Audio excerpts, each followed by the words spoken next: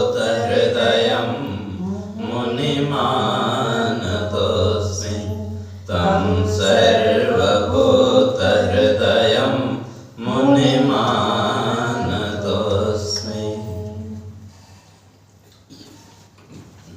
विचार चल रहा था।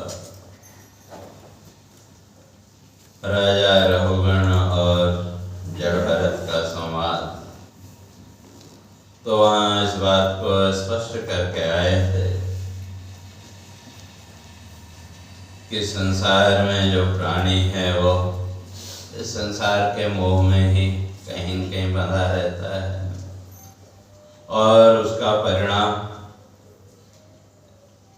फिर ये बार बार इस संसार के जन्म मृत्यु का चक्र।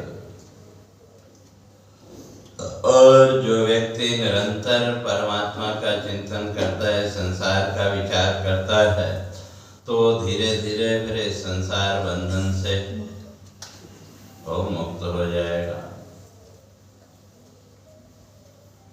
तो इसलिए जिसकी केवल इस संसार में, इस शरीर में ही आसक्ति है, तो फिर उसके जीवन में तो संसार का मोह, संसार का राग द्वेष वो प्रबल होना ही है, फिर उससे कोई बचा नहीं सकता। और ऐसा जो जीव है वो अगर देखें, हर व्यक्ति जीवन में क्या चाहता है? शांति, सुख और शांति। लेकिन सुख और शांति कहाँ मिली? मिली क्या? विचार करके अगर देखें, सुख और शांति की खोज तो जीवन भर चलती रही, लेकिन वो सुख और शांति क्यों? अब उस सुख शांति की खोज में ही भटकते रहे। जो उस आनंद का जो स्रोत है, जो सुख का जो स्रोत है, उसका तो कभी विचार किया नहीं।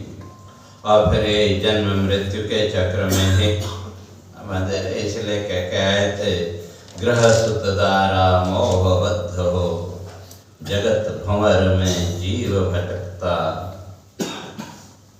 तो इसलिए संसार के भंवर में ही वो अटका रहता है। और इसलिए वहाँ राजा को कहा, तुम्हारी भी स्थिति हुई है। भले ही तुम अपने को कितना ही बड़ा ज्ञानी, कितना ही बड़ा हो मानो, लेकिन तुम भी तो इसी संसार के मोह में अभी बंधे हुए। और इस संसार के मोह से निकलने की इच्छा कितने लोगों की? ठीक है, जिस समय थोड़ा शास्त्र आदि का विचार किया, कोई अच्छी कथा सुनी, तो उस समय तो थोड़ी देर के लिए एक भाव कहीं न कहीं बना, लेकिन फिर उसके बाद फिर इसी माया का चक्र कह लो, इसी मोह में। क्यों? कभी हमने जीवन में इस बात का विचार ही नहीं किया कि जीवन में जिस सुख को, जिस शांति को हम खोज रहे हैं, वो वास्तव में कैसे मिलेगी, उसका हमने कभी विचार ही नहीं किया। क्यों? हमने तो इस संसार के पदार्थों को ही अपने जीवन का आधार मान रखा है। इसलिए कई बार लगता है भी कि कोई भी वस्तु जिसके साथ ज़्यादा हमारा अटैचमेंट हो, तो क्या लगता है अगर वो वस्तु हमारे जीवन में नहीं रही तो हमारा क्या हो? कई बार होता है। और उसका कारण इन्हीं वस्तुओं को हमने अपने जीवन का आधार मान रखा है। लेकिन थोड़ा सा वहाँ ये विचार करके देखें, जब ये वस्तुएं जीवन में नहीं थी, तो जीवन तो तब भी चल रहा था कि नहीं? और अगर कल को ये वस्तुएं नहीं रही तो जीवन तो तब भी चलेगा। लेकिन हमने कभी इन बातों का विचार किया ही नहीं। अब जब जड़ भरत ने राजा रघुगण को समझाया, जब उसकी समझ में बात आई, तो वो फिर अपना जो पक्ष, अपना मत वो स्पष्ट करता है। अहो जन्म यह श्रेष्ठ मनुज का, अहो जन्म यह श्रेष्ठ मनुज का, अहो जन्म यह श्रेष्ठ मनुज का, अहो जन्म यह श्रेष्ठ मनुज का। चित्त शुद्धि का साधन अनुपम, चित्त शुद्धि का साधन अनुपम। व्यर्थ जन्म है देवलोक का, व्यर्थ जन्म है देवलोक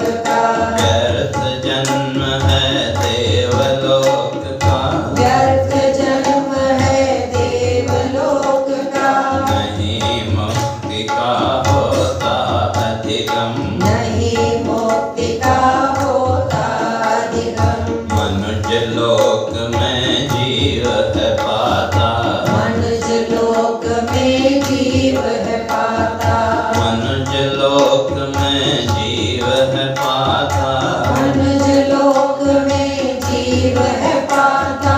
विज्ञ चरण रज संत समागम, विज्ञ चरण रज संत समागम। पाप ताप सब जीव के मिटते, पाप ताप सब जीव के मिटते, पाप ताप सब जीव के मिटते, पाप ताप सब जीव के मिटते।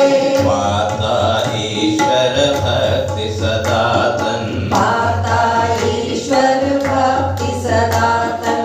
संत समागम घटिका द्वय फल, संत समागम घटिका द्वय फल, संत समागम घटिका द्वय फल, संत समागम घटिका द्वय फल। मिटा मन कल्मष मोह अज्ञान, मिटा मन कल्मष मोह अज्ञान। बालक वृद्ध युवा वे प्रबुक, बालक वृद्ध युवा विप्रबटुक, वंदनीय विकरूप महान। वंदनीय विकरूप महान। तो राजा रघुगण कहते हैं कि भाई सबसे श्रेष्ठ अगर जीवन है तो वो कौन सा है? ये मनुष्य जीवन ही है। क्यों? चित्त शुद्धि का इससे बढ़िया साधन और कोई इस संसार में है नहीं। लेकिन विडंबना यह है कि हमने अपने चित्त को, अपने मन को शुद्ध करने का कितना प्रयास किया? अगर कहें तो बिल्कुल भी नहीं। हमने तो अपने मन को, अपने चित्त को इस संसार के राग द्वेष से ही भर के रखा है। तो इसलिए चित्त शुद्धि का और मुक्ति का अगर कोई साधन है संसार में तो वो एक ही है, वो है मनुष्य जीवन। और क्यों कहा कि इसी जीवन में, इसी लोक में जो साधक है वो विज्ञ चरण रज संत समागम। कहते हैं जो तत्वज्ञानी महापुरुष हैं उनकी चरण रज और संतों का दर्शन तो का केवल। कृपया मोबाइल ऑफ कर दीजिए, सब लोग साइलेंट मोड पे कर दीजिए ना। तो केवल इसी जीवन में संतों का दर्शन, ज्ञान की प्राप्ति केवल मनुष्य जीवन में ही संभव होती है। और अगर वह संतों का दर्शन, तत्वज्ञानी महापुरुषों का दर्शन भाग्य से हो भी किया और अगर उसका लाभ हमने नहीं उठाया तो फिर तो पशु का जीवन और मनुष्य के जीवन दोनों में कोई अंतर नहीं। हम जो है तो पूरी परोठा खा के मर गए और वो प्रगति तो वही है। तो इसलिए वहाँ कहते हैं कि भाई यही जीवन है मनुष्य जीवन ही, जहाँ हम अपने जीवन के पाप और ताप, तो पाप भी 3 प्रकार के, ताप भी 3 प्रकार के। पाप कायिक, वाचिक और मानसिक। और इसी तरह से जो पाप है वो ताप भी आदि भौतिक, आदि दैविक और आध्यात्मिक। तो इन ताप और पाप को मिटाने का अगर कोई साधन है तो वो क्या है? ये मनुष्य जीवन ही है। और तो इसलिए और राजा रावण संकल्प करते हुए अब तक जितना हुआ ज्ञान की वृत्ति हुई, लेकिन अब मैं उस आत्म साधना में लगूंगा। तो इसी तरह से फिर संसार के स्थिति का वहाँ वर्णन किया। तो उसी क्रम में फिर गंगा जी का वर्णन। तो जो राजा बलि है, तो राजा बलि के यहाँ जब भगवान पहुँचे, वो कथा तो बाद में आएगी, यहाँ थोड़ा सा संक्षेप में। तो और जब भगवान विष्णु ने विराट रूप जब प्रकट किया तो एक पैर से मृत्युलोक को नाप लिया और सारा शरीर आकाश जो है तो सारे शरीर से आकाश हो गया, और दूसरे पैर से जब देवलोक को नापने लगे तो उस समय पैर का अंगूठा कहीं टकरा गया और उसमें से रक्त जब निकला तो ब्रह्मा जी ने उसको अपने कमंडल में स्थान दिया। तो वही जो है तो बाद में गंगा जी के नाम से और प्रसिद्ध हुआ। तो अब वही जो है तो गंगा फिर भगीरथ के तप से तो फिर यहाँ आपके भारतवर्ष में तो इसलिए कहते हैं ये जो इस पृथ्वी में जो सप्तद्वीप माने हैं उनमें जो है सबसे श्रेष्ठ जो है इसी को भारत द्वीप को माना है, क्योंकि जितनी भी पवित्र नदियां हैं वो सब इसी भारतवर्ष में, और जितने भी भगवान के अवतार हुए वो भी सब। तो इसीलिए जो भारत भूमि है इसको कर्म भूमि का, इसके अलावा जितनी भी भूमियां हैं वो सब भोग भूमियां हैं। भारत भूमि को छोड़ के आप कहीं भी चले जाओ वो सब क्या है, भोग भूमियां। तो यही भारत भूमि जो है तो, और भगवान के अलग अलग रूप, तो तब वहाँ जो तो भगवान शंकर भगवान के संकर्षण रूप की वहाँ पे वंदना और करते हैं, क्योंकि भगवान की 4 मूर्तियां ही कृष्ण, प्रद्युम्न, अनिरुद्ध और शंकर। तो ये 4 रूप जो है तो विशेष रूप भागवत में भगवान के माने गए हैं। तो उनमें से जो संकर्षण का रूप है तो वहाँ जो है तो भगवान शंकर और संकर्षण रूप की वहाँ स्तुति करते हैं।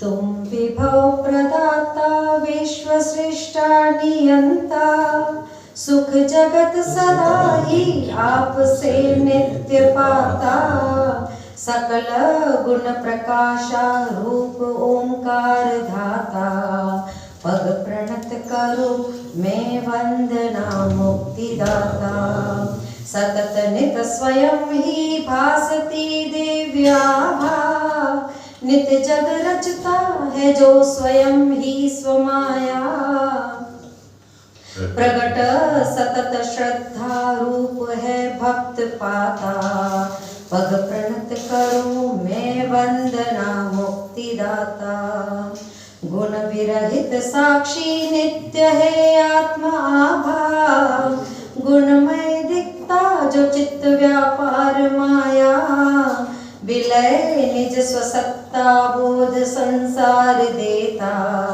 पग प्रणत करो मैं वंदना मुक्तिदाता, जगत सृजन होता आपसे ही विधाता, गुण रहित सदा ही आप संसार श्रेष्ठा, विलय जगत का भी आप में नित्य होता, पग प्रणत करो मैं वंदना मुक्तिदाता, जगत रचयिता है शक्ति अव्यक्त माया, गुण विरहित आत्मा नित्य चैतन्य साक्षी, गुणमय जग का है जीव निर्माण करता, पग प्रणत करूं मैं वंदना मुक्तिदाता, गुण कथन करे जो शास्त्र वेदोक्त वाणी, तुम जग लय सृष्टा विश्व संसार प्राणी, निखिल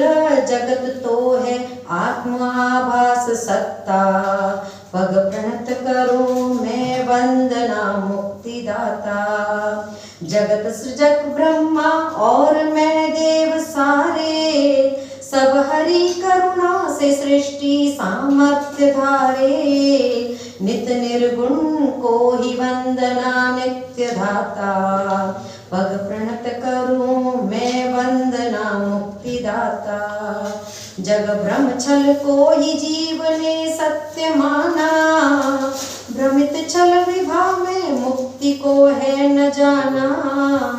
त्रिगुण जगत माया बद्ध है जीव होता, पग प्रणत करूं मैं वंदना मुक्ति दाता। ऋषिगण करते हैं वंदना आपकी ही, नित नमन करूं मैं भी प्रभु आपको ही। विलय उदय सारे आपके रूप धाता, पग प्रणत करूं मैं वंदना मुक्ति दाता। पग प्रणत करूं मैं वंदना मुक्ति दाता। बोलिए शंकर भगवान की जय। इसलिए वहाँ भगवान शंकर वो वंदना करते हैं कि कहा उस आत्म तत्व के अतिरिक्त, उस ब्रह्म तत्व के अतिरिक्त इस संसार में और कुछ है ही नहीं। इसका सारांश यही है कि उस तत्व के अलावा इस ब्रह्मांड में और कुछ भी है ही नहीं। तो ऐसा वो जो तत्व है उसको पग प्रणत करूं मैं वंदना मुक्ति दाता।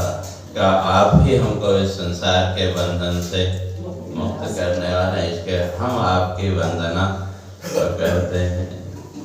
तो तब वहाँ फिर परीक्षित आगे प्रश्न करते हैं।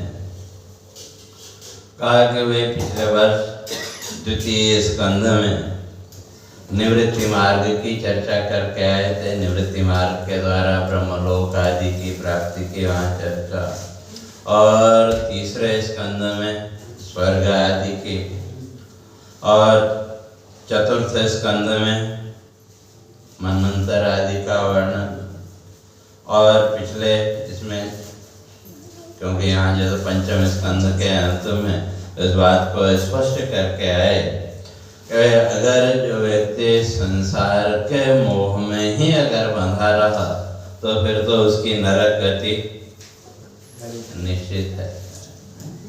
और यहाँ भागवत में तो केवल 25 प्रकार के नरकों का वर्णन है, लेकिन जब आप गरुड़ पुराण आदि पढ़ते हैं तो वहाँ तो 86 प्रकार के नरकों का वर्णन है। तो अब वो किस कर्म से कौन सी नरक गति जीवन में होती है तो उसका सारा विस्तार से वहाँ वर्णन किया है। तो अब यहाँ फिर परीक्षित प्रश्न करने का भगवान ये तो सब ठीक है, लेकिन इस नरक यातना से मुक्ति कैसे मिलेगी? और अगर स्वर्ग और नरक की बात करें तो हम तो कल्पना करते हैं कहीं अन्यत्र होगा, लेकिन अगर देखें तो स्वर्ग भी यहीं और नरक भी। मैंने पहले भी कई बार कहा, अगर वो नरक देखना हो जो पुराणों में जिन नरकों का वर्णन है वो सब यहीं देखने को मिल जाए। जैसे ना आजकल क्या बोलते हैं सुपर स्पेशलिटी हॉस्पिटल, तो वहाँ उस हॉस्पिटल में अगर जाके देखो जो शास्त्रों में नरकों का जो वर्णन है वो सब वहाँ देखने को मिलेगा। और हॉस्पिटल में कोई अपनी इच्छा से जाना चाहता है? कभी नहीं।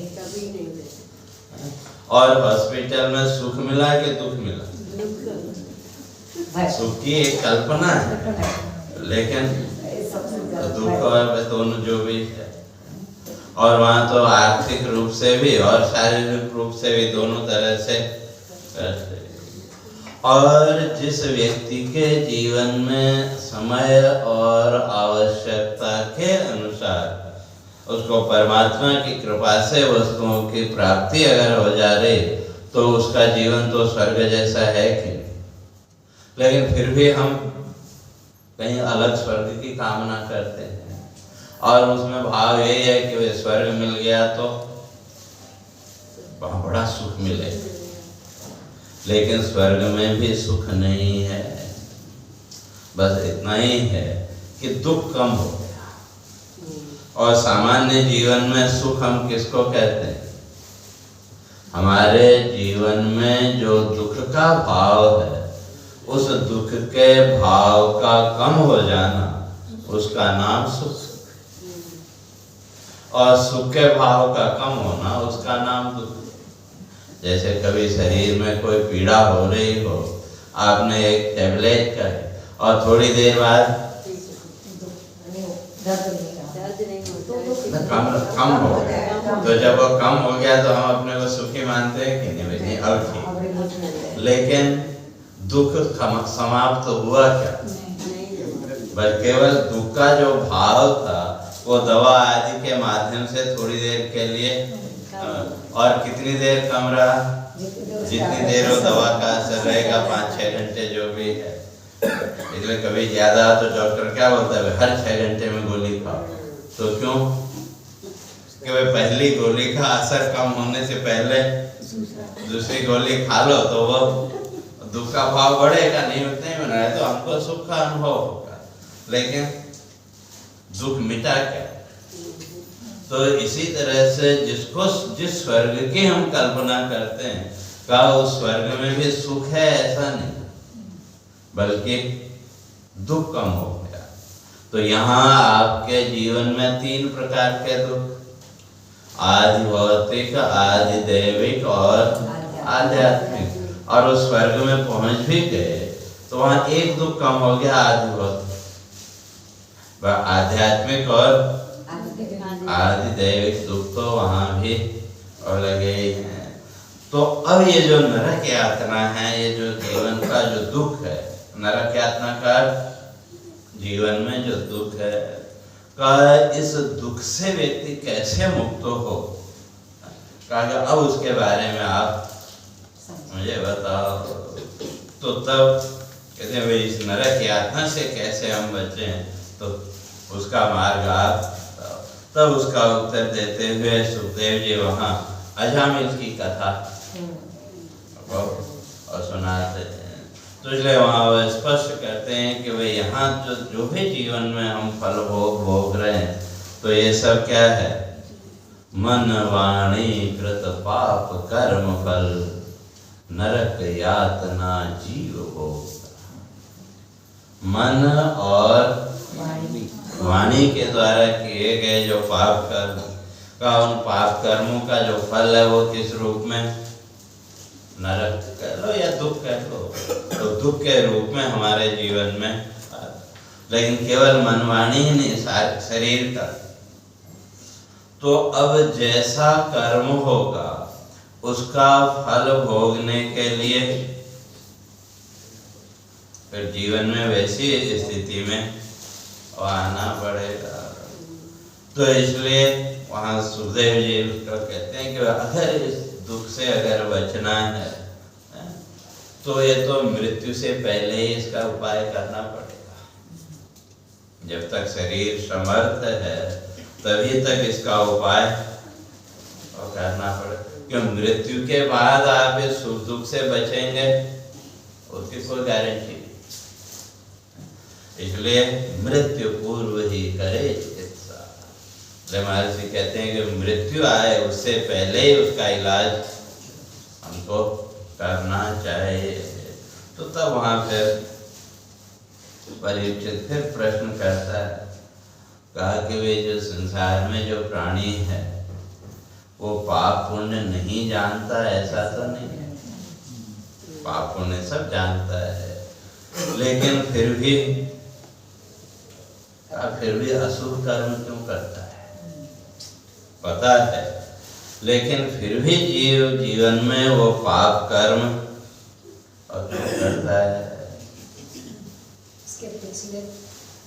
उसके पीछे कई कारण हैं। एक तो पिछले कर्म भी हैं और यहाँ जो संस्कार हमको मिले, इसलिए भगवान ने गीता में उसको अभिजात संस्कार, और शास्त्रकार कहते हैं पुण्य प्रभात करोति पुण्य। अगर पूर्व जन्म में जीवन में पुण्य है तो उसके प्रभाव से व्यक्ति यहाँ भी पुण्य कर्म करेगा, और अगर पूर्व जन्म में पाप है तो पाप प्रभावात करोति पापम, उस पाप के प्रभाव से और फिर पाप करेगा। लेकिन जो मनुष्य जीवन है तो यहाँ पाप और पुण्य दोनों, पाप भी है और पुण्य भी है। तो कितना तो 60-40 मान लो, जो उसका संतुलन है वो 60-40 का। तो अगर उसमें कहा कि पुण्य न पुण्य, अगर हमारे जीवन का पुण्य उससे बढ़ गया तो पुण्य लोक देवलोक आदि की प्राप्ति हो जाएगी, और वो 60-40 का जो रेशियो है उससे अगर पाप बढ़ गया तो फिर मनुष्य से। तो जितने भी मनुष्य हैं सबके जीवन में वो पुण्य के संस्कार भी हैं और पाप के संस्कार भी हैं, वो तो पीछे से लेके आया। अब ये है कि यहाँ इस जीवन में कौन से संस्कार मिले, इस जीवन में हमने उन बच्चों को कौन से संस्कार दिए। आजकल लोग बहुत शिकायत करते हैं कि बच्चे ऐसा करते हैं, ये बिगड़ गए वो बिगड़ गए, लेकिन बिगाड़ा किसने? तो उन बच्चों को जिस समय वो पुण्य के संस्कार देने थे उस समय तो उनके मन की इच्छाओं को ही पूरा करते रहे कि नहीं उसी मोह में, या सीधे सीधे कहें तो हमने या आज के जो पीढ़ी है बच्चों को संस्कार कौन से दिए? संसार के नहीं, बच्चों को मशीन संस्कार, मशीन के संस्कार। क्यों आजकल अगर देखें तो हर व्यक्ति क्या चाहता है? बच्चों से अपेक्षा क्या है? वह वो बढ़िया जॉब उसको तो और कैरियर, तो उस लालसा में, उस मोह में आपने बच्चों को एक पैसा कमाने की मशीन बना दिया है कि? तो संस्कार जब दिए ही नहीं तो अब वृद्धावस्था में फिर उनसे जिन संस्कारों की अपेक्षा करते हैं तो वो संभव है क्या? जीवन के जो संस्कार देने चाहिए थे वो तो दे, या सीधे सीधे कहें जीवन में पुण्य का ज्ञान तो कराया ही, और फिर अब उनसे पुण्य की अपेक्षा क्यों रखते? क्यों उनके, या आजकल अगर देखें तो पाप वृत्ति ही की ही प्रधानता है कि, तो वही यहाँ कहते हैं। तो अब जो संस्कार जैसे हमने यहाँ दिए तो पीछे से तो जो बच्चा है वो अपने पाप और पुण्य दोनों संस्कार लेके आए। जो भी मनुष्य जीवन में मनुष्य के रूप में जिसका भी जन्म हुआ तो वहाँ दोनों ही संस्कार हैं, पाप का भी संस्कार और पुण्य का भी संस्कार। अब यहाँ इस जीवन में आपने क्या संस्कार दिए, उन संस्कारों के आधार पर उसका जीवन चले। तो अगर पुण्य के आपने संस्कार दिए और उस बच्चे के पूर्व जन्म के मान लो पाप के संस्कार ज्यादा दृढ़ हैं तो दोनों के अंदर एक कॉन्फ्लिक्ट पैदा होगा। अब उस अवस्था में जो ताकतवर बनेगा वो अपनी ओर खींचेगा, लेकिन आपने जो पुण्य के संस्कार बच्चे को दिए वो अपना काम करेगा, ठीक है, वो पाप के संस्कार भी अपनी ओर खींचेंगे, लेकिन जो संस्कार आपने यहाँ इस जीवन में बच्चों को दिए वो संस्कार भी अपना काम करेंगे। और बच्चे के पूर्व के भी पुण्य के संस्कार और यहाँ भी उसको वही पुण्य के संस्कार मिले तो उसका जीवन आराम से चलता चला जाए। और अगर ये दोनों विरोधी हुए तो एक संघर्ष उसके अंदर पैदा होगा, लेकिन उसमें ठीक है वो जो पाप का संस्कार या जो भी संस्कार ताकत है वो अपनी ओर खींचेगा, लेकिन आपने जो संस्कार बच्चों को दिए वो भी अपना काम और करें। जैसे मुझे एक छोटी सी कथा याद आई, तो एक पंडित जी थे राजपुरोहित, राजा के यहाँ उसे पंडित का काम करते थे। अब समय के साथ उनके घर में भी एक बालक ने जन्म लिया। अब राजपुरोहित तो स्वाभाविक है माता पिता की इच्छा होती है बच्चे का भविष्य जानने की। अब तो स्वयं पंडित, तो उन्होंने उसकी कुंडली बनाई। अब जब कुंडली बनाई तो उसमें देखा कि अब ये तो चोरी करेगा, और चोरी का संस्कार होगा। अब एक राज पुरोहित राजा के यहाँ का व्यक्ति और उनकी संतान चोरी करे तो कितनी शर्मिंदगी की बात। तो पंडित जी को लगा कि शायद मेरे से कहीं कोई गलती हो रही है, तो उन्होंने 2-3 बार कुंडली बनाई तो हर बार रिजल्ट वही आए, फिर भी संतोष नहीं हुआ। तो फिर राज्य के दूसरे जो अच्छे पंडित थे, 1-2 पंडित, तो उनको वो भेजा कहा इसका जरा बना, लेकिन सबका रिजल्ट तो एक ही आया कि भाई। तो अब पंडित जी को हो गया नहीं भाई मेरा जो कैलकुलेशन था वो गलत नहीं था। अब सोचने लगे कि भाई अब क्या करें, क्योंकि वो जो पूर्व संस्कार है वो पूर्व संस्कार तो अपना काम और करेंगे। तो अब कुछ दिनों बाद माँ भी गुजर गई, तो अब रह गए दोनों बाप बेटा। अब इनको तो राजकाज से रोज जाना हो करना, लेकिन हमेशा चिंता यही रहती कि भाई अब इसको क्या संस्कार दें कैसे। लेकिन उन्होंने बच्चे के अंदर सत्य के संस्कार इतने दृढ़ कर दिए कि वे जीवन की किसी भी परिस्थिति में झूठ नहीं बोले। वो संस्कार इतने पक्के कर दिए। तो अब कुछ समय के बाद जो पिता थे वो भी गुजर गए। अब वैभव की तो कोई कमी नहीं, वही राजा के यहाँ के पुरोहित हैं, तो वैभव में कोई कमी है नहीं। तो अब जब आवश्यकता से अधिक धन पास में हो जाता है तो वो कहीं न कहीं हमको पतन की ओर लेके जाएगा। और उसके साथ भी ऐसा हुआ तो फिर उसके यार दोस्त भी बहुत बन गए। अब कोई ऊपर से कंट्रोल करने वाला नहीं था, तो धीरे धीरे वो जो है तो व्यसन आदि में वो पैसा जो कुछ भी था वो खर्च होने लगा। लेकिन अभी कुछ काम तो सीखा नहीं, तो अब जो भी धन है अगर उसको आगे नहीं बढ़ाएं तो खर्च ही करते रहें तो कितने दिन चलेगा, 1 साल 2 साल 10 साल जो कुछ भी है। अब एक दिन स्थिति ये आ गई कि अब पैसा तो खत्म हो गया, लेकिन खाने को कुछ न कुछ तो चाहिए। तो अब घर में जो कीमती सामान पड़ा हुआ था वो बेचना शुरू किया, लेकिन वो भी कितने दिन चलेगा।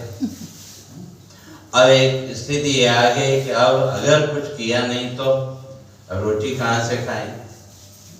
तो अब वो जो दोस्त बने थे तो उन सब से कहा कि वे ऐसी ऐसी स्थिति है, तो सबने हाथ खड़े कर दिए। तो अब क्या करें, कोई काम सीखा नहीं। और ऐसी परिस्थिति में व्यक्ति को सबसे सरल काम क्या लगता है, चोरी करना। अब उसके अंदर भी देखो वो पूर्व के संस्कार और जागृत कि भाई चोरी करनी चाहिए, और तो कोई काम आता नहीं, सीखा ही नहीं। तो फिर विचार करने लगा कि भाई चोरी भी ऐसी करो कि फिर दोबारा न करनी पड़े। तो बैठे बैठे विचार करता रहा, तो निश्चय किया राजमहल में चोरी करेंगे, क्योंकि वहीं धन संपत्ति मिलेगी, दूसरी जगह तो उतना ज्यादा कुछ मिलेगा नहीं। अब जब शाम होने लगी तो पिता के बढ़िया ड्रेस तो पड़ी, तो एक बढ़िया ड्रेस निकाली पहनी और एक बैग लिया और चल दिया। राजमहल के जब गेट पे पहुंचा तो जो सिक्योरिटी वाले थे पूछा भाई कौन हो, कहा मैं चोर हूँ। क्या करने आए हो, मैं चोरी करने आया।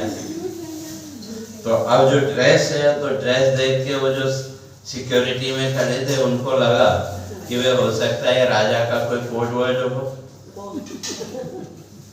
कोई ये गुप्तचर, क्यों ड्रेस इतनी बढ़िया है, क्यों चोर कभी ये नहीं कहेगा कि मैं चोर हूँ, चोरी करने आया हूँ, चोर तो कभी नहीं कहेगा। तो उनको लगा कि ये शायद राजा का कोई कोड वर्ड होगा और राजा हमको कहना भूल गए, और अगर नहीं जाने दिया, अगर सुबह पेशी हुई तो कहीं जॉब न चली जाए, तो इसलिए नमस्कार करके अभी जाओ।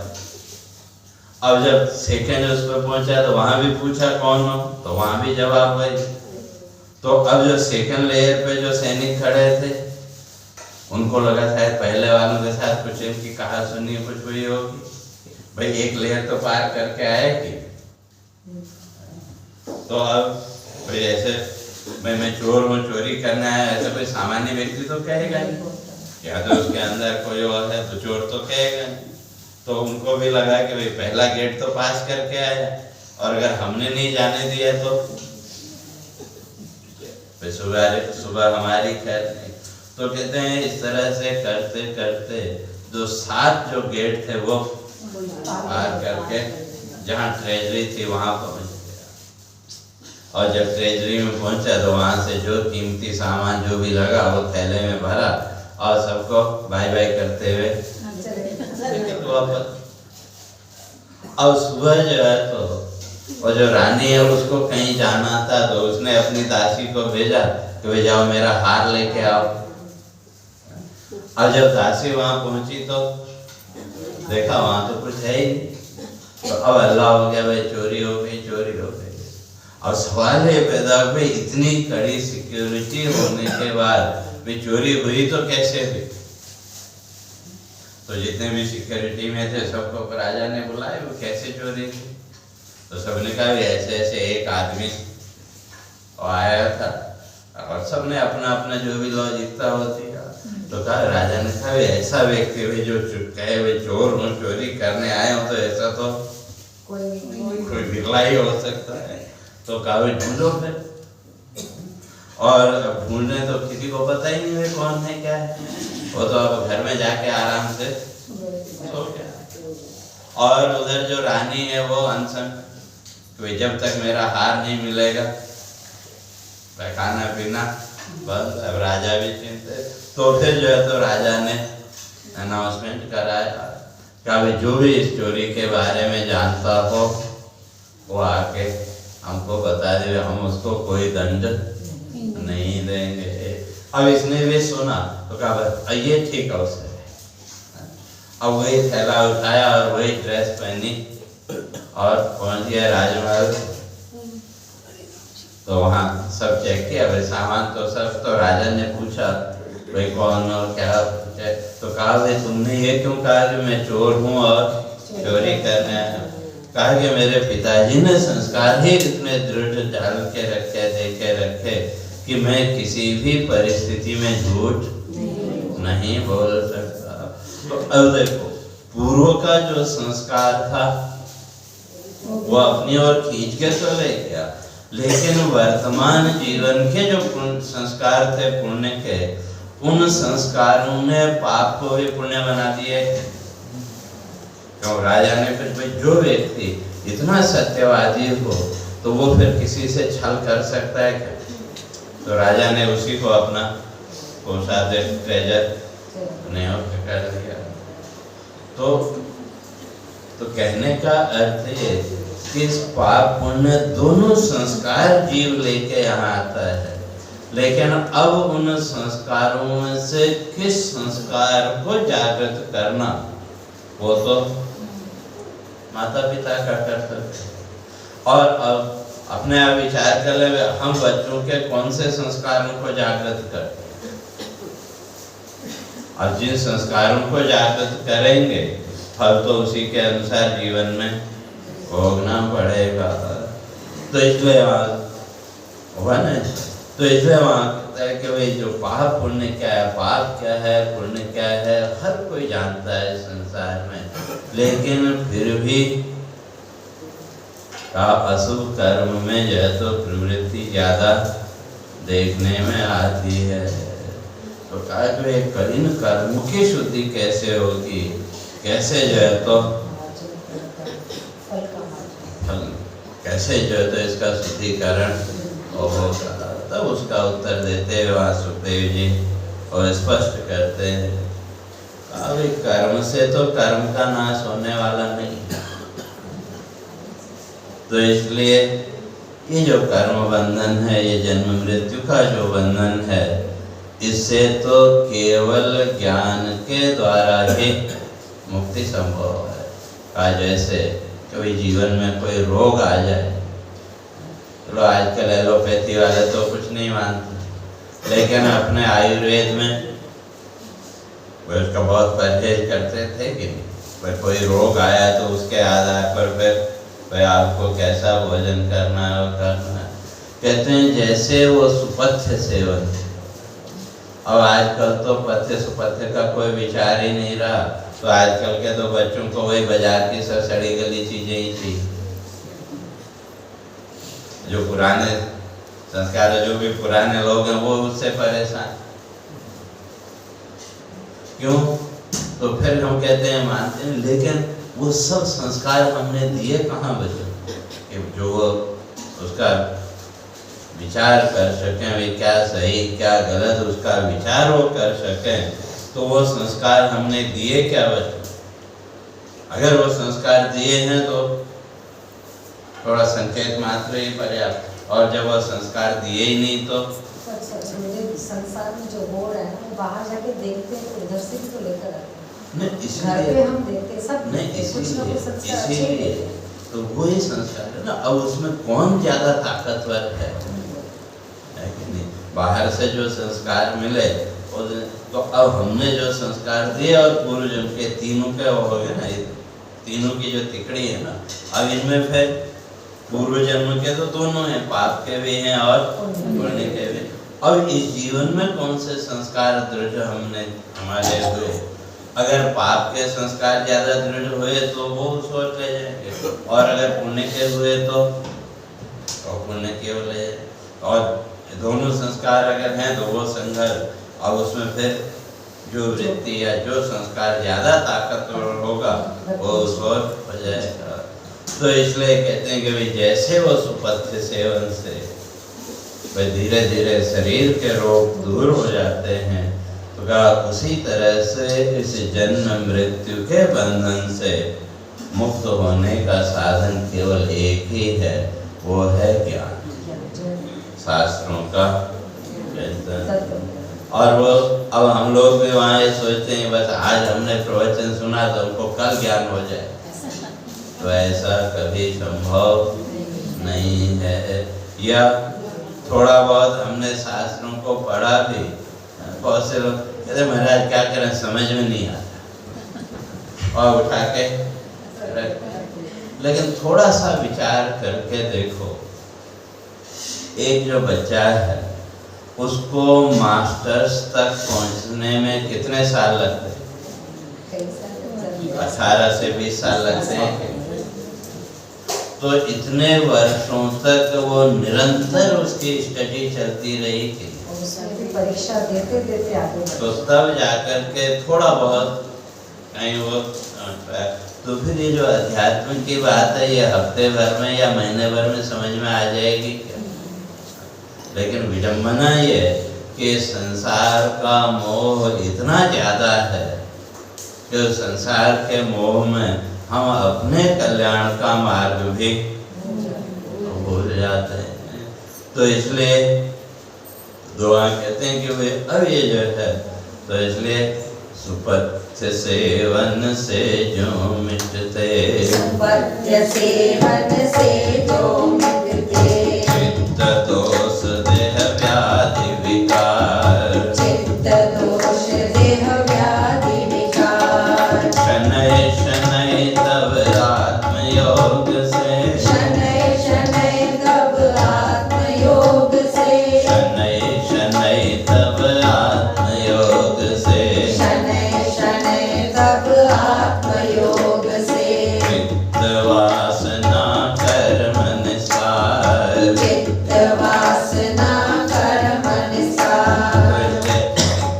सुपथ्य सेवन से जैसे धीरे धीरे रोग शरीर का दूर होता है, तो उसी तरह से उस आत्म तत्व का विचार, और कैसे तो धीरे धीरे शनैः शनैः, तो वो जो आत्म तत्व का जो विचार है वो धीरे धीरे हमारी जो संसार वासना है उसको वो दूर करेगा। और उसके लिए साधन 9 साधन। तो कौन कौन से का नियम? उसके लिए सबसे पहले अपने आप को एक नियम में बांधना, और शौच माने पवित्रता। तो इसलिए पवित्रता कैसे? मन की पवित्रता। जैसे शरीर की शुद्धि जल से होती है, तो उसी तरह से हमारे मन को शुद्ध करने का साधन है शास्त्र। चाहे वो रामायण, गीता, जो भी हमारे शास्त्र हैं, वो हमारे मन को शुद्ध करने के साधन। और जब तक उनका विचार नहीं करेंगे तो मन शुद्ध होने वाला नहीं है। इसलिए नियम, शौच, यम। तो फिर उसके साथ साथ अपने इंद्रियों का नियंत्रण और ब्रह्मचर्य। और ब्रह्मचर्य का जो शास्त्रीय मार्ग है, शास्त्रों ने जो जीवन के लिए जो रास्ता बताया, उस मार्ग पर चलना। और सत्य के प्रति निष्ठा, त्याग, जीवन में त्याग भी होना चाहिए। और तपस्या और समतम साधन, सम और ज्ञानेंद्रिय और कर्मेंद्रियों का नियंत्रण। तो इसलिए कहते हैं मन वाणी के द्वारा होने वाले जो भी पाप कर्म हैं, इन पाप कर्मों की शुद्धि के लिए ये 9 साधन हैं। अगर ये 9 साधन जीवन में नहीं है, तो मन और वाणी के पाप कर्मों से भी छुटकारा नहीं मिल सकता है। तो इसलिए तो ये 9 साधन जो है तो हमारे चित्त का शोधन करते हैं। और फिर धीरे धीरे हरि शरणागति, जब चित्त शुद्ध होगा, मन शुद्ध होगा, तो अपने आप वो परमात्मा के साथ। तो कैसे? तो उसी को आगे कहते हैं, कर अर्पण सब कर्म कृष्ण को, कर अर्पण सब कर्म कृष्ण को, कर अर्पण सब कर्म कृष्ण को, कर अर्पण सब कर्म कृष्ण को। मन कलमश है मिट जाते, मन कलमश है मिट जाते।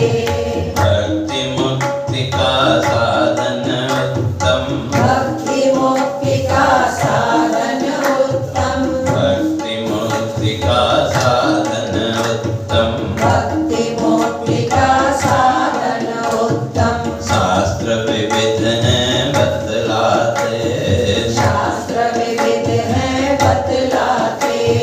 कथा कल्प की सुनो सुनाता, कथा कल्प की सुनो सुनाता, कथा कल्प की सुनो सुनाता, कथा कल्प की सुनो सुनाता। धर्मराज चर हरि संवाद, धर्मराज चर हरि संवाद। कथा श्रवण से मिटता मन का, कथा श्रवण से मिटता मन का, कथा श्रवण से मिटता मन का, कथा श्रवण से मिटता मन का। जन्म मृत्यु भय तम उन्माद। जन्म मृत्यु भय तम उन्माद। तो इसलिए कौन किसकी कथा? तो का धर्मराज चर हरि संवाद, यमदूतों और देवदूतों का जो संवाद। तो कहते हैं वो कथा। और ये जो कथा श्रवण का फल क्या है? जन्म मृत्यु भय तम उन्माद। तो जीवन का जन्म मृत्यु का भय और ये तमोगुण का जो उन्माद है, वो उससे दूर हो जाता है। और कथा किसकी? कान्य को द्विज नाम अजामिल, कान्य को द्विज नाम अजामिल, कान्य को द्विज नाम अजामिल, कान्य को द्विज नाम अजामिल। दासी सेवक जग वृत्ति अधम, दासी सेवक जग वृत्ति अधम। निंद्य कर्म वह करता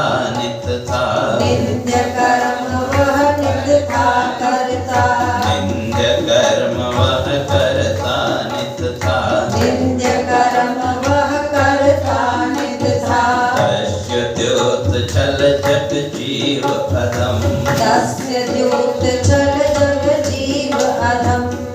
दासे संतति मोह पास में। दासी संतति मोह पाश में। दासे संतति मोह पास में। दासी संतति मोह पाश में। करता कुत्सित कर्म निरंतर। करता कुत्सित कर्म निरंतर। किया समर्पित ऊर्ध्वा शिशु को। किया समर्पित ऊर्ध्वा शिशु को। किया समर्पित ऊर्ध्वा शिशु को। किया समर्पित ऊर्ध्वा शिशु को।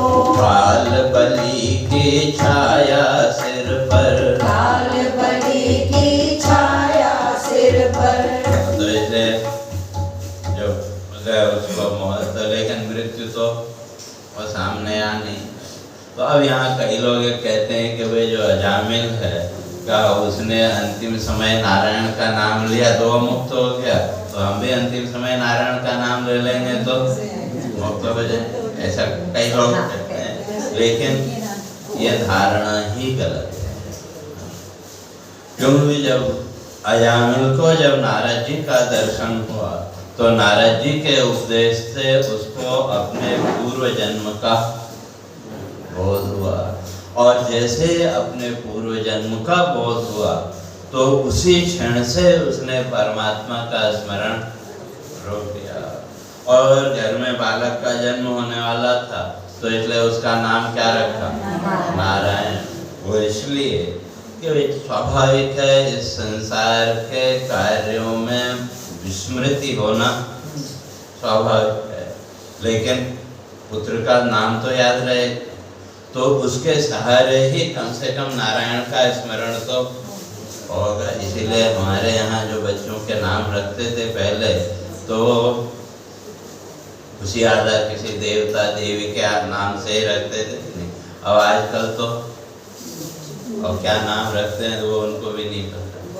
हम लोग अब थोड़ी जनरेशन चेंज हो रही है, वो भी नाम निकाल के उसका अर्थ निकाल के रख रहे हैं। बीच में नहीं था ये ट्रेंड। नहीं, अभी भी वो इंटरनेट में तो सब उल्टा देता है, तो इसलिए तो नाम इसीलिए होता कि कम से कम उस नाम के माध्यम से ही आपकी जीवा से भगवान का नाम तो, और जैसे भगवान का नाम का जब उच्चारण हो रहा है तो उसका भी अपना फल तो होगा।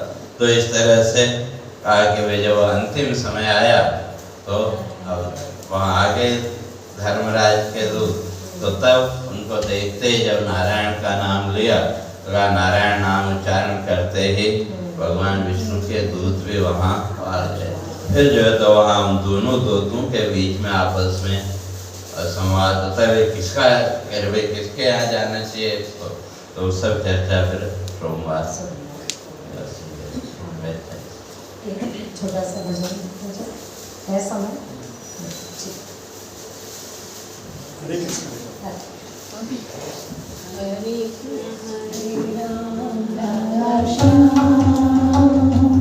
हरे कृष्ण हरे राम राम श्याम, हरे कृष्ण